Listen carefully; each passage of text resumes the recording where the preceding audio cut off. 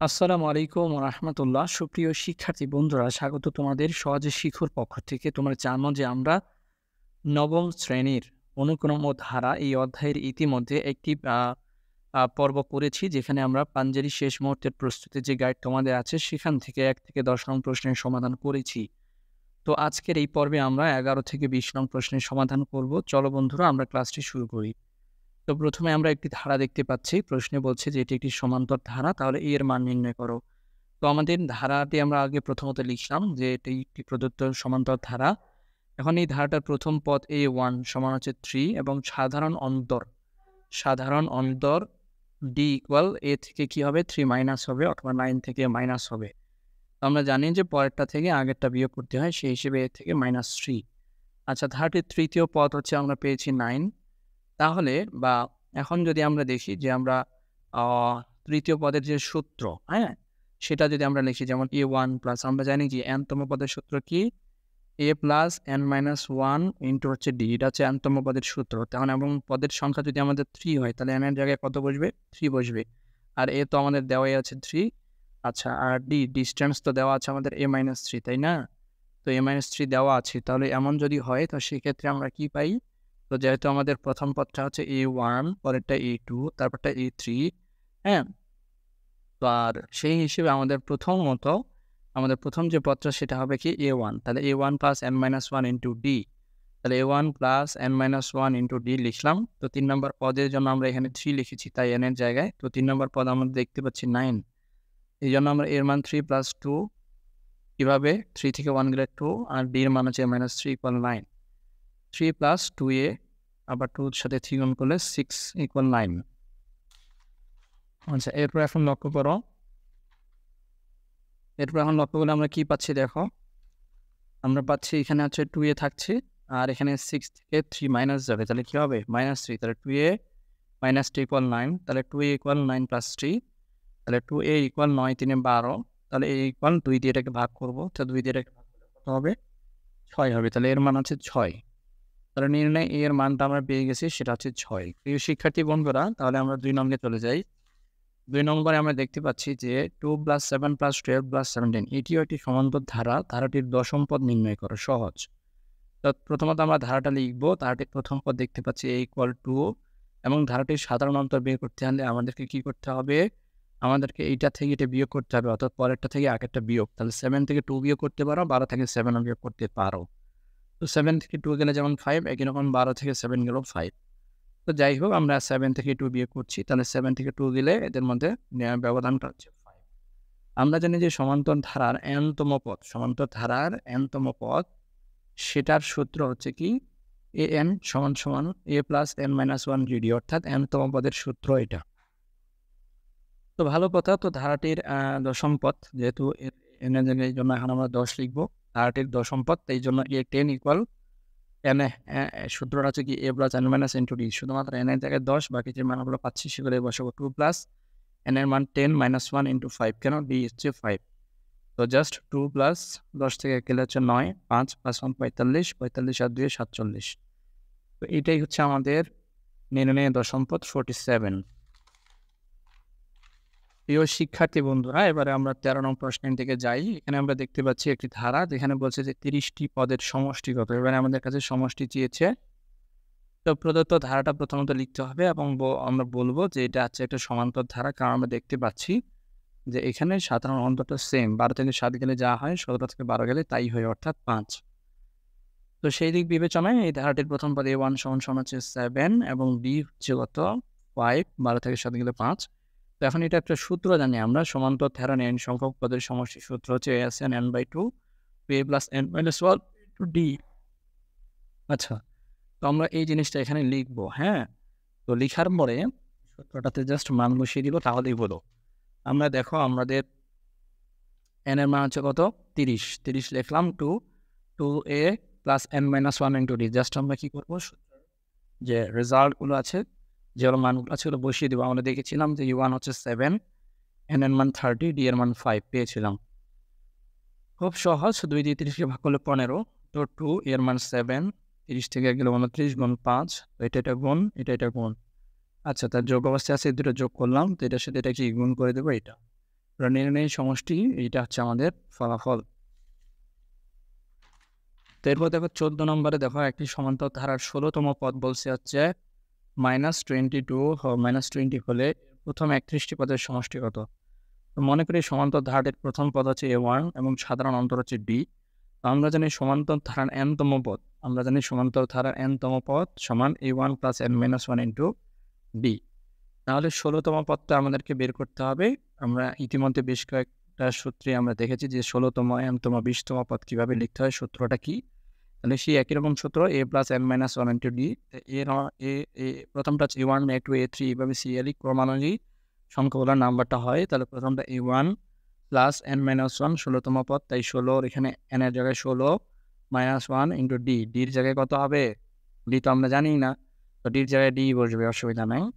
তাহলে এখন প্রশ্ন মতে আমরা দেখতে পাচ্ছি যে এখানে 16তম পদের মান -20 বলেছে, আর আমরা দেখছি 16তম মানের পদের মান বের করার যে আমরা রাশিটা বের করেছি সেটা হচ্ছে এইটা। তাহলে এইটাই কোন আমরা -20 বলতে পারি। কারণ আমরা জানি যে সমান্তর ধারার n পদের সমষ্টি, n-তম মানে n সংখ্যক পদের সমষ্টি আর কি। তাহলে Sn সমান থেকে n/2 যে ফর্মুলা আছে সেটা লিখবো। এখন আমাদের 31টি পদের সমষ্টি আমাদের কাছে চেয়েছে, তো সেক্ষেত্রে আমরা 31/2 এর পাইতেছে n এর জায়গায় 31, জাস্ট শুধুমাত্র মানগুলোই বসাবো যতটুকু আমাদের মান জানা আছে। তখন 31/2, তাহলে এখন এখানে 2a1 30d। এখন আমাদের এই দুই জায়গা থেকে 2 কমন যায়, তাহলে এখানে a1 থাকে, এখানে 15d থাকে। তাহলে এই 2 কাটা, তাহলে 31 মাইনাস আর a + 15টির মান একটু আগে আমরা এখানে বের করেছিলাম। a + 15টির মান হচ্ছে -20, এই জন্য আমরা এখানে -20 বসিয়ে দিয়েছি। তো -20 বসিয়ে দেওয়ার পরে এই দুইটা জাস্ট আমাদেরকে গুণ করতে হবে। গুণ করলে আমাদের রেজাল্টটা কী হয়? -620। তাহলে এটাই হচ্ছে প্রথম 31টি পদের সমষ্টি। আচ্ছা, এরপর এখন আসো 15 নম্বরে আমরা দেখতে পাচ্ছি যে এখানে কোনো একটা ধারার প্রথম n সংখ্যক পদের সমষ্টি হচ্ছে দেওয়া আছে ধারাটির 10টি পদের সমষ্টি। এটা খুবই সহজ, দেওয়া আছে যে ধারার প্রথম n পদের সমষ্টি হচ্ছে এইটা, ঠিক আছে? তাহলে 10টি পদের সমষ্টি, তাহলে এখানে n এর জায়গায় কি বসিয়ে দিব? 10 বসিয়ে দিব। এটাতে আর তেমন কিছুই নেই, 10 × 10 + 1 8। আচ্ছা, 16 নম্বরে আমরা দেখতে পাচ্ছি যে 2 + 4 + 6 + 8 ধারাটির প্রথম n সংখ্যক পদের সমষ্টি এত হলে n এর মান নির্ণয় করো। মনে করি সমান্তর ধারাটির প্রথম পদ হচ্ছে a = 2, সাধারণত d = 4 - 2 = 2, পদ সংখ্যা আছে n। আমরা জানি সমান্তর ধারা n সংখ্যক পদের সমষ্টি নির্ণয়ের সূত্র হচ্ছে n/2 2a + n-1 into d। তখন সেই সূত্রটাতে আমরা কি করব? আমাদের যে প্রাপ্ত তথ্যপত্রের আলোকে যে মানগুলো d এর পেয়েছি, a এর পেয়েছি, সেই মানগুলো আমরা বসাবো, তাহলে আমরা কিন্তু ধীরে ধীরে n এর মানটা পেয়ে যাব। তাহলে আমরা সূত্র লিখলাম n/2, n এর মান বেরিয়ে করতে হবে, এর মান 2, n আর 1, d এর মান হচ্ছে 2। তো এখন এখানে দেখো 2 হচ্ছে n/2, এখন হচ্ছে এখানে 2 আছে, তাই না? তো এখন দেখো এখানেও 2 আছে, এখানেও 2 আছে, তাহলে এবং কমন নিলাম, তাহলে থাকে এখানে 2 প্লাস চিহ্ন n-1। আচ্ছা, n/2 আর এই যে এই 2 কাটা, তাহলে শুধু n থাকে। আচ্ছা, তাহলে এখন 2 + n-1। এখন দেখো তাহলে n × n+1 থাকলো, তাহলে n² + 1। এখন আমাদেরকে বলছে কি আমরা এখানে কি বের করলাম বলো তো দেখি? এটা এই যে n² + 1, এটা কি জিনিস? আমরা যে বের করলাম সমষ্টি বের করলাম। কার সমষ্টি? n সংখ্যক পদের সমষ্টি, এটা না? তো n সংখ্যক পদের সমষ্টি আমাদের আসছে এইটা, বইয়ে দেওয়া আছে হচ্ছে এইটা। এই জন্য আমরা এই দুটো ইকুয়াল লিখবো শর্টহ্যান্ডে। তোমাদের n² + n1 হচ্ছে এইটা।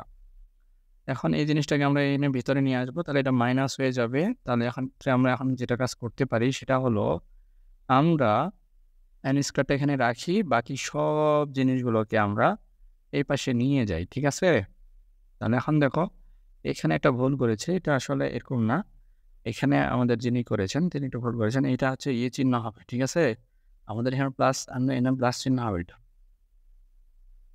প্লাস চিহ্ন হবে। তাহলে এখানে এই দুইটা থেকে কি এটা মিডল টার্ম করতেছি আর কি, অর্থাৎ এমনভাবে গুণ করতে হবে যেন করে এটা হয়, আবার প্লাস মাইনাস করে এটা হয়।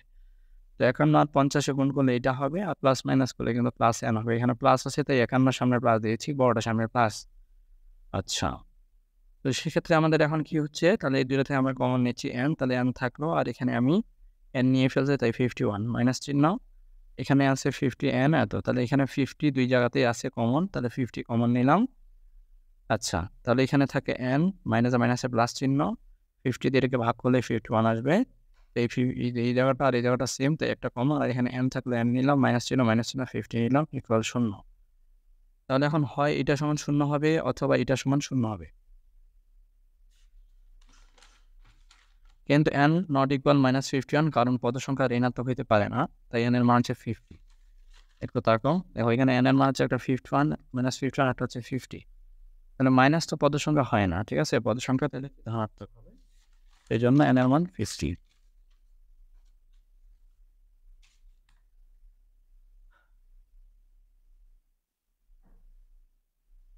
প্রিয় শিক্ষার্থী বন্ধুরা, তো এই প্রশ্নটা দেখো, এখানে প্রশ্নটাতে একটু লিখা বাকি আছে, বলছে সমান্তর ধারা এত, এটার যোগফল কত, ঠিক আছে, তো এটা লিখে নাই।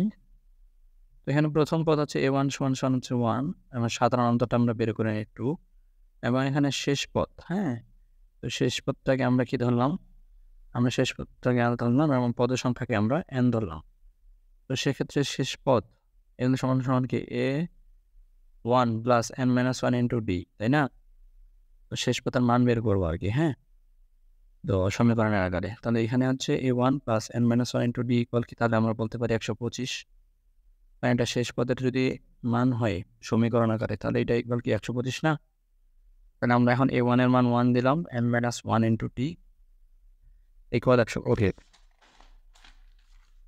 তাহলে এখন দেখো n-1 ইন্টু 2 এটা কীভাবে হলো, দেখো এই যে n-1 ইন্টু 2, তাহলে 2 এর সাথে যদি n গুণ করো 2n, আর 2 এর সাথে যদি 1 গুণ করো তাহলে -2, দেখতে পাচ্ছ না, 2 এর সাথে যদি n গুণ করো 2n, 2 এর সাথে যদি -1 গুণ করো তাহলে কি হচ্ছে -2, তাহলে এখন -2 থেকে 1 গেলে কি হয় -1, তাহলে 2n - 1। আচ্ছা, তো 2n - 1, তো একই রকমভাবে এখানে দেখো, এটা এখানে আমি যেটা বললাম সেটা করে নাই, ভিন্নভাবে করছে, এখানে জাস্ট এই 2টা এখানে যেহেতু মানে এই +1টা যেহেতু এখানে প্লাস আছে, তো এই পাশে গেলে কি হবে মাইনাস হবে, তাই না, তো এই জন্য 125 মাইনাস হচ্ছে 1। আবার দেখো, আর এখন থাকলো কি, তাহলে এই 2-র সাথে n-1 এটা থাকলো, এই 2টা এখানে গুণ আছে, তো এখানে যে ভাগ, তো n-1 n এর মান আমরা পেয়ে গেলাম 63, তো n এর মান যদি পেয়ে ফিরি তাহলে তো বাকি বাদ দেওয়ার কোনো সমস্যা নেই, আমাদের শুধু n এর মানটাই জানা দরকার, সব কিছুই আমাদের দেওয়া আছে। সুতরাং লেখো যে সূত্রটা আছে আমাদের এই জন্য বলে যোগফলের সূত্র 2a plus n-1 into d, তাহলে জাস্ট বাকি সব মান দেওয়া আছে, শুধু মান ক্যালকুলেশন করলে আনসার বেরোবে। তো 18 নম্বর এবার দেখো, এখানে বলছে যে x এর মান নির্ণয় করা, এটা একটা গুণোত্তর ধারার অনুক্রমটা আছে এমন।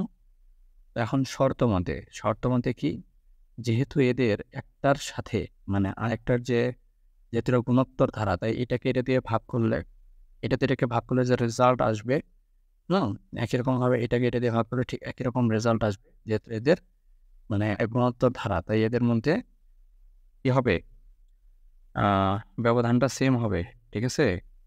তো আচ্ছা, তাহলে সেই হিসেবে কি করবো আমরা, এই যে x+12কে x+6 দিয়ে ভাগ, একই রকমভাবে x+15কে x+12 দিয়ে ভাগ।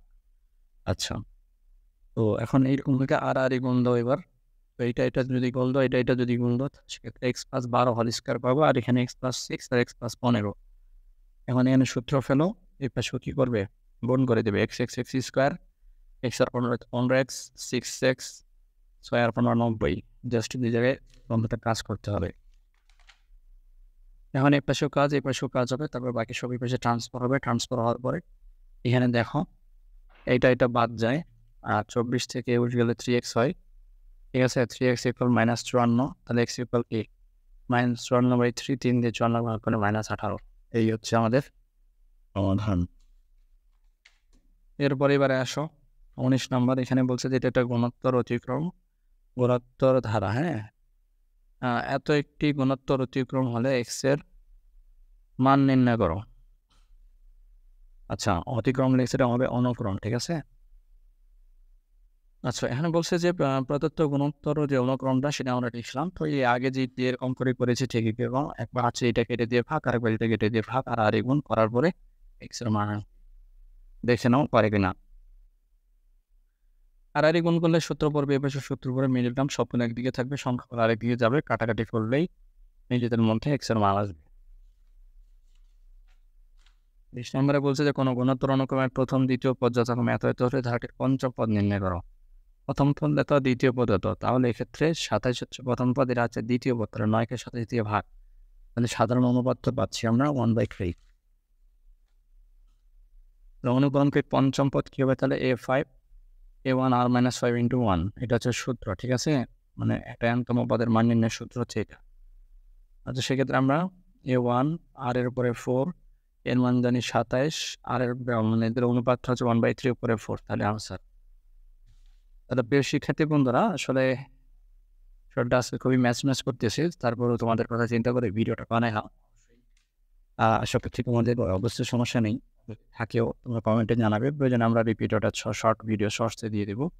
তো আজকের মতো এই পর্যন্তই, দেখা হবে পরবর্তী কোনো ভিডিওতে। আসসালামু আলাইকুম।